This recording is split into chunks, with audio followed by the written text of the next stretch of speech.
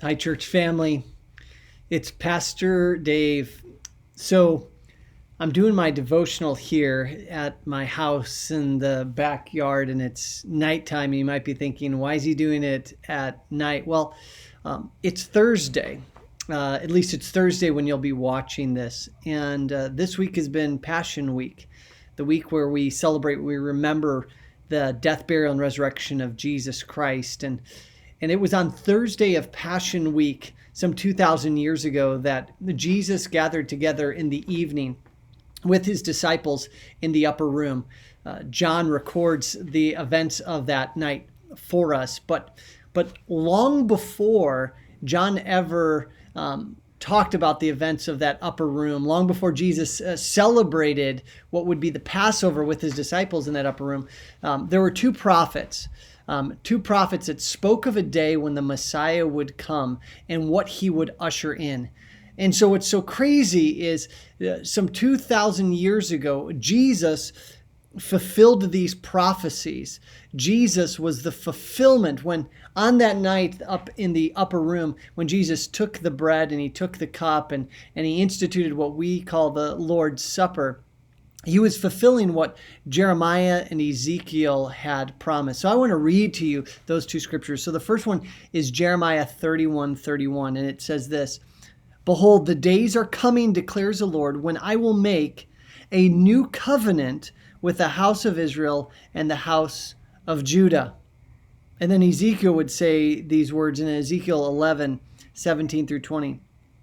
"Thus says the Lord, I will gather you from the peoples and assemble you out of the countries where you have been scattered, and I will give you the land of Israel, and I will give them one heart, and a new spirit I will put within them. I will remove the heart of stone from their I will remove the heart of stone from their flesh and give them a heart of flesh, that they may walk in my statutes and keep my rules and obey them, and they shall be my people, and I will be their God."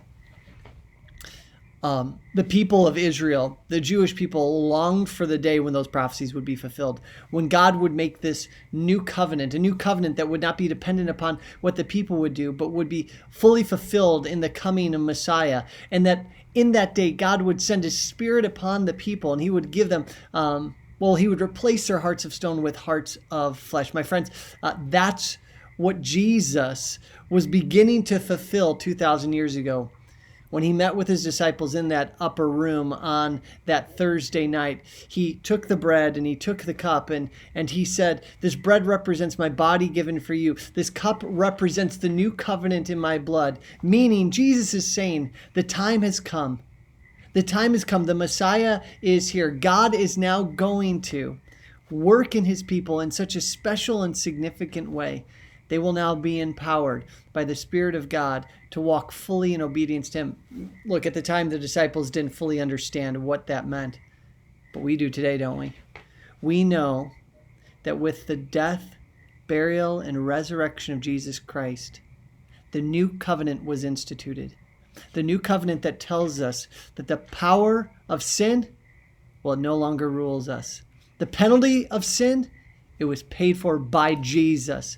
And one day, the presence of sin will be done away with forever. In fact, this Easter Sunday, that's what we're going to be talking about. And I can't wait to share that message with you. But we're not to Sunday yet. We're on Thursday. One final thought, though.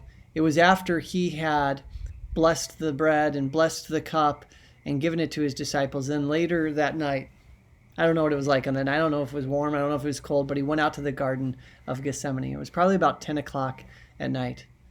And it was there in the garden that Jesus called out to the Father.